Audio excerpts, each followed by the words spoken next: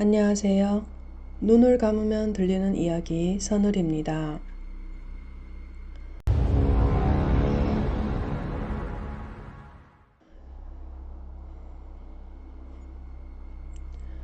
오늘은 단순한 공포 이야기가 아닙니다. 실제로 일어난 믿기 힘든 사건입니다.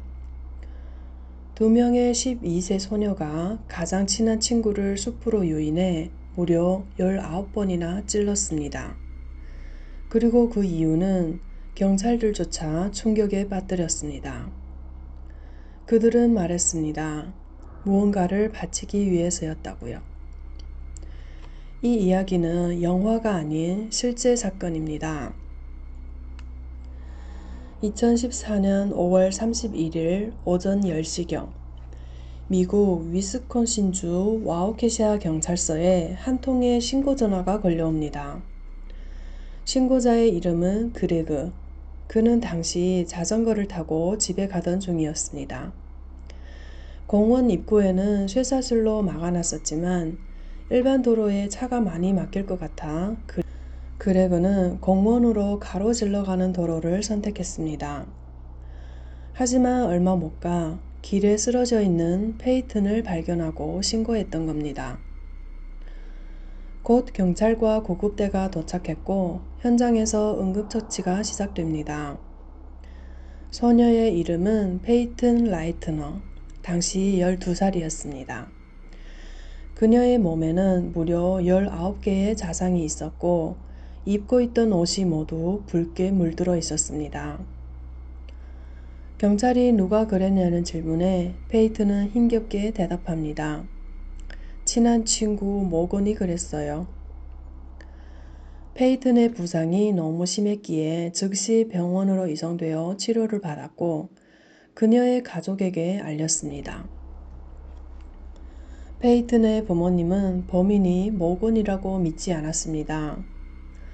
왜냐하면 모건은 어릴 때부터 함께 자란 가장 친한 친구였기 때문입니다.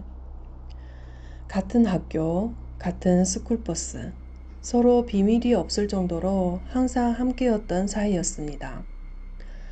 전날 밤에도 페이튼은 모건의 집에서 생일 파티를 하고 있었죠. 사건 수사가 시작되어 경찰은 공원 근처를 수색하기 시작했습니다. 당일 오후 3시경 경찰은 공원에서 약 8km 떨어진 곳에서 2명의 소녀를 발견합니다. 모건과 또 다른 친구 아니사였습니다. 두 사람의 몸에는 피가 묻어 있었고 모건의 가방에서는 13cm 길이의 칼이 발견됩니다. 경찰은 두 사람을 분리신문합니다. 놀랍게도 그들의 표정은 전혀 긴장하지 않는 모습이었습니다. 조사 결과는 더 충격적이었습니다.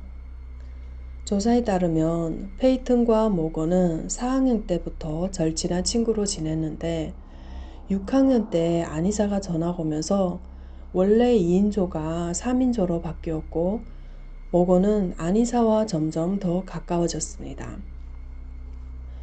그리고 2014년 5월 30일 저녁 페이튼이 모건의 생일에 초대받았고 두 소녀는 페이튼을 죽이기 위해 2번의 계획을 세우기 시작합니다.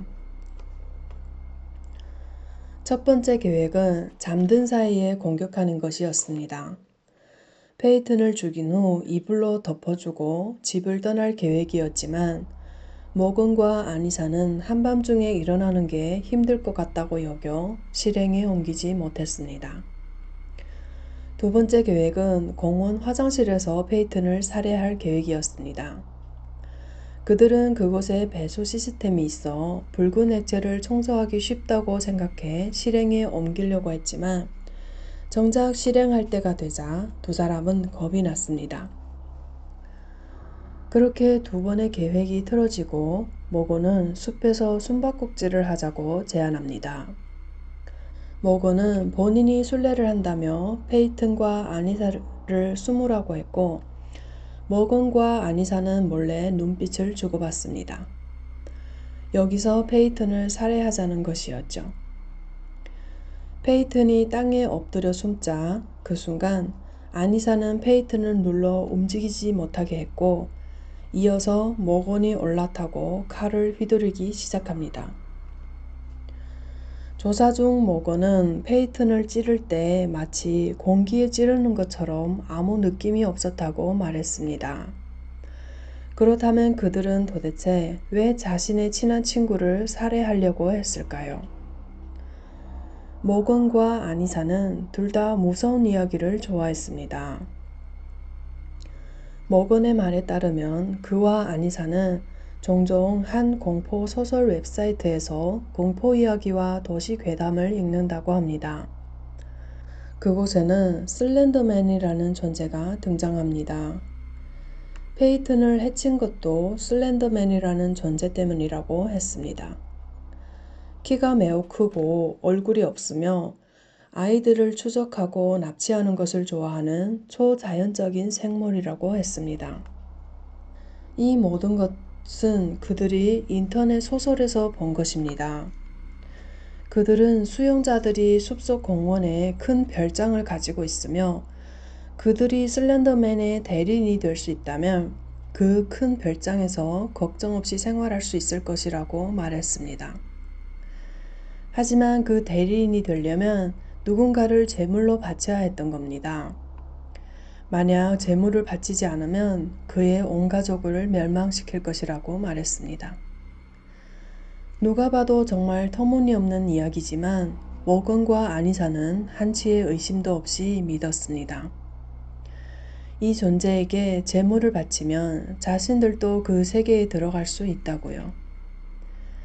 그리고 그 제물이 바로 친구 페이튼이었습니다. 하지만 이 모든 것은 인터넷에서 만들어진 허구의 이야기였습니다.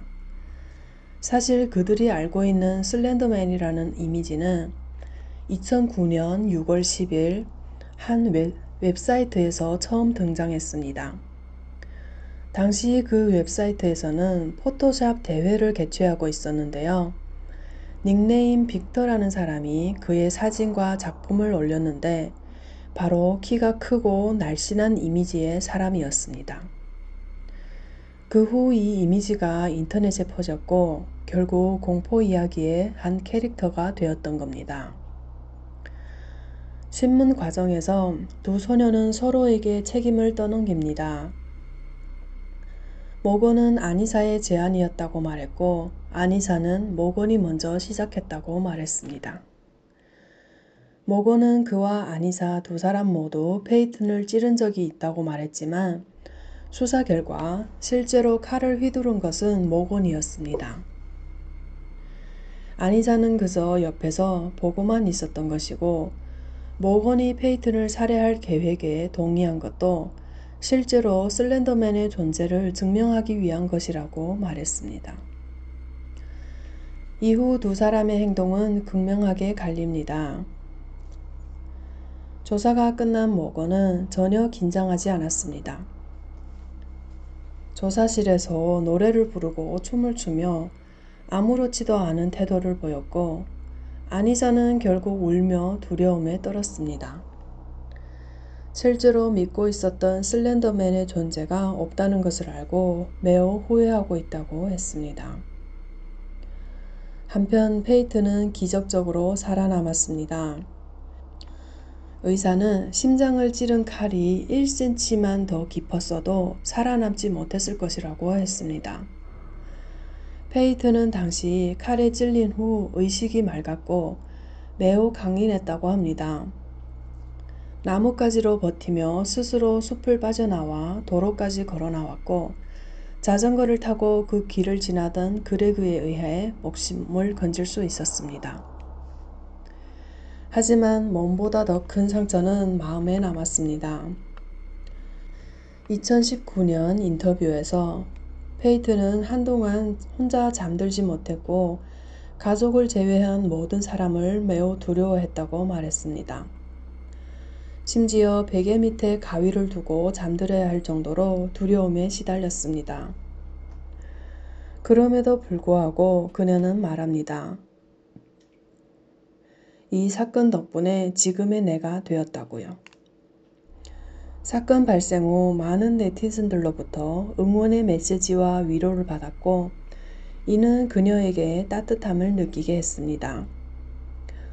그녀는 2명의 살인자가 초래한 상처가 지금의 자신을 만들어냈으며 지금의 자신을 더욱 좋아한다고 말했습니다. 가해자들에 대한 판결은 어땠을까요? 모건은 정신분열증을 진단받았고 아니사는 공유성 정신장애 진단을 받았습니다. 법정에서 2사람은 자신의 죄를 인정했고 피해자 가족들에게 사과했습니다. 최종 재판에서 법원은 모건에게 40년 정신병 징역형을 선고했고 아니사는 20년 정신병 징역형을 선고받았습니다. 2사람은 정신병원에 3년 동안 치료받아야 합니다. 이후 6개월마다 조건부 석방을 신청할 수 있고 석방 기간에는 전자추격 장치를 착용해야 하며 인터넷을 사용할 수 없고 거주하는 동네를 떠날 수도 없습니다. 이 사건 이후 많은 사람들이 가해자 부모를 비난했습니다. 당시 모건의 아버지가 정신분열증을 앓고 있었습니다. 하지만 의사는 정신분열증이 일반적으로 발병하는 나이가 비교적 늦다고 했습니다. 하여 모건의 부모님도 자신의 딸이 12살 때 정신분열증을 앓고 있을 줄은 몰랐던 겁니다. 아니사의 부모님도 딸이 집에서 정상적으로 행동하고 있어 공육성 정신장애를 앓고 있는 것에 대해 매우 놀랐다고 합니다. 하지만 가장 중요한 질문은 이것입니다. 우리는 아이들의 학업 성적보다 마음을 얼마나 알고 있을까요? 보이지 않는 정신의 균열은 때로는 이렇게 끔찍한 결과를 만들어냅니다. 오늘 이야기는 여기서 마칩니다. 조용한 밤 끝까지 함께 해주셔서 감사합니다. 다음 토요일 밤에도 또 다른 실제 사건으로 찾아오겠습니다. 구독과 좋아요 알림 설정으로 이 채널을 함께 해주세요.